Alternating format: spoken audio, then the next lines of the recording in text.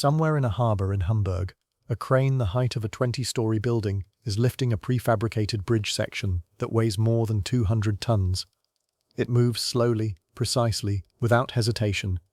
The machine doing this costs more than 3 million euros. It was designed in Germany, built in Germany, and shipped to every major port on Earth. The company that made it generates over 14 billion euros in revenue every single year.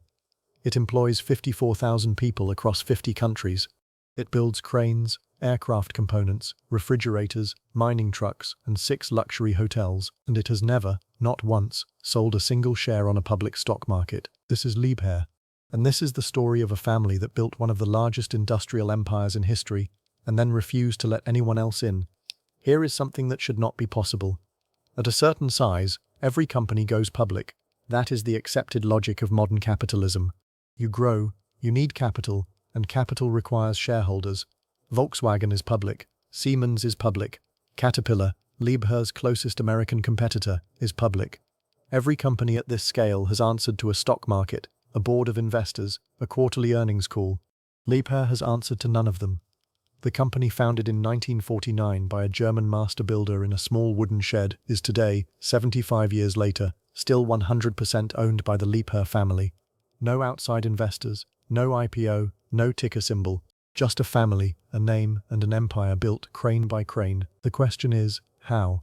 And more importantly, why? Hans Liebherr was born in 1915 in Kirchdorf an der Iller, a small town in the south of Germany beside a river. He was 2 years old when his father died in the First World War. At 13, he began an apprenticeship in his stepfather's construction business. By the time the Second World War started, Hans Liebherr was working in the German Army's engineering corps, specifically in units that built military bridges across rivers in Russia. He spent the war watching men struggle with equipment that was too heavy, too slow, and too difficult to move. He watched construction projects that should have taken days take weeks because the machinery wasn't designed for the problem in front of it. When the war ended, Germany lay in ruins. Entire cities had been bombed flat. The reconstruction effort was the largest building project in European history, and the tools to do it simply didn't exist at the scale needed. Conventional cranes were enormous, expensive, and took several days to assemble on site. Small construction firms couldn't afford them, and small construction firms were exactly who needed to rebuild Germany street by street. Hans Liebherr set up a small wooden shed and started building a solution. The TK-10, his first mobile tower crane, was unlike anything that existed. It could fold for transport, arrive on a single truck, and be assembled in 2 to 3 hours instead of several days. It extended from 4.5 to 16 meters and could lift up to 2,000 kilograms. It was affordable for smaller firms, and it was exactly what post-war Germany needed. He exhibited it at the Frankfurt Trade Fair in 1949. He received not one order. He built them anyway, and a few weeks later, the orders came. In his first year of business, Hans Liebherr sold 160 cranes and generated 2.2 million Deutsche Marks in sales. Within months, his shed had become a factory employing 110 people, building roughly 1 crane per day. Hans Liebherr did not stop at cranes. That was the pattern that would define the company for the next 75 years. Solve one problem completely, then move to the next one. In the early 1950s, he looked at excavators. The machines available were large, slow, and clumsy, driven by steel cables through pulleys, which was imprecise and limited in power. Liebherr spent 8 months developing a hydraulic excavator, using hydraulic pressure, the same technology used to tilt dump truck beds to drive the bucket. The result was lighter, faster, and far more capable than anything on the market. It became the second major product line of the Liebherr Group. Wind and Verpenthenden. Then came concrete mixers. Then, in the mid-1950s, something completely unexpected: household refrigerators. Liebherr's engineers had developed expertise in precision manufacturing and temperature control through their industrial work. The family saw an opportunity in a consumer market that was just beginning to grow in post-war Europe. New plants opened in Biberach, Kempten, and Ochsenhausen. By the end of the 1950s, Liebherr employed roughly 2,400 people and generated 77 million Deutsche Marks in annual sales. And crucially, every bit of that growth had been financed with the company's own money. No bank loans that would demand control. No investors who would demand a seat at the table. Hans Liebherr had a philosophy so simple, it sounded almost naive. Build well, keep the profit, reinvest it, own what you build. Never give away control for the convenience of outside capital. Through the 1960s and 1970s, Liebherr expanded internationally. A crane plant in Ireland in 1958, one of the first major German industrial investments in the country after the war. Mining equipment operations established in the United States in 1970, facilities across France, the UK, and beyond. By the end of the 1970s, the Liebherr Group employed 15,000 people in 10 countries and brought in over $1 billion in annual sales. Fortune magazine listed them at number 431 among the largest industrial companies outside the United States. Every competitor at that level was raising capital on public markets. Liebherr was not. The 1970s also brought aircraft. Liebherr's expertise in hydraulics led them into aerospace, designing and manufacturing nose-wheel systems and air conditioning modules for the European Airbus program. That business alone would eventually be worth hundreds of millions of euros annually. In 1983, Hans Liebherr restructured the company. A Swiss holding company, Liebherr International AG, was established in Bulle, Switzerland. The German operations were kept under a separate German holding.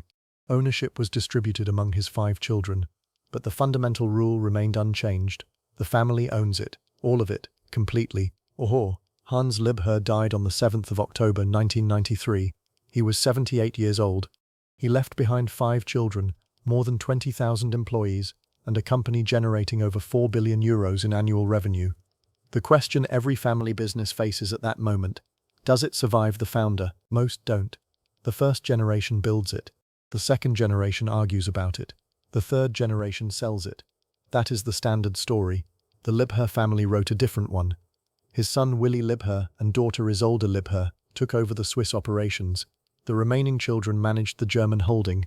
The decentralized structure Hans had built meant each division could be managed independently, but the ownership never changed. In 2023, the third generation stepped forward.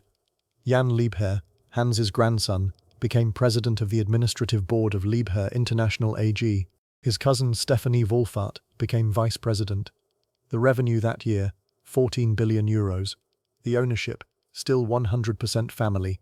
Most people who know the name Liebherr picture cranes, the enormous yellow machines on building sites and in harbors. And cranes are real. They account for roughly 1/3 of the company's revenue. 2/3 of 14 billion euros comes from places most people never think about. Aerospace. Liebherr manufactures landing gear systems, actuation systems, air management systems, components found on Airbus and Boeing aircraft flying passengers every day around the world. Mining. The Liebherr T2084 mining truck has a payload capacity of 363 tons. It is one of the largest trucks ever built. Refrigeration. The Liebherr fridge in a kitchen in Belgium or Switzerland or Austria was built by the same company that builds cranes for Hamburg Harbour.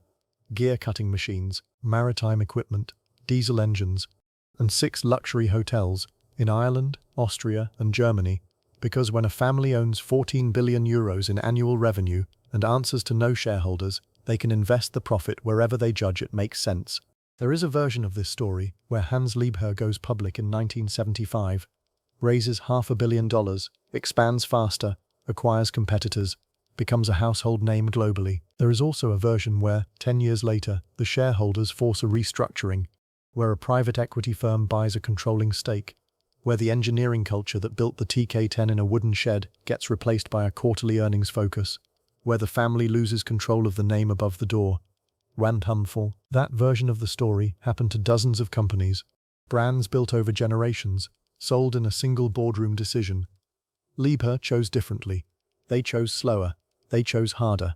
They chose to fund everything themselves, expand only when the money was there, and never, under any circumstances, hand over ownership for the convenience of outside capital. Liebherr, 75 years later, they build the biggest machines on Earth. They employ 54,000 people. They generate 14 billion euros a year. And every single share is still in the family. Hans Liebherr started in a wooden shed with a crane nobody wanted to buy. His grandchildren run one of the largest private industrial empires in the world, and they never needed to ask anyone's permission to do it.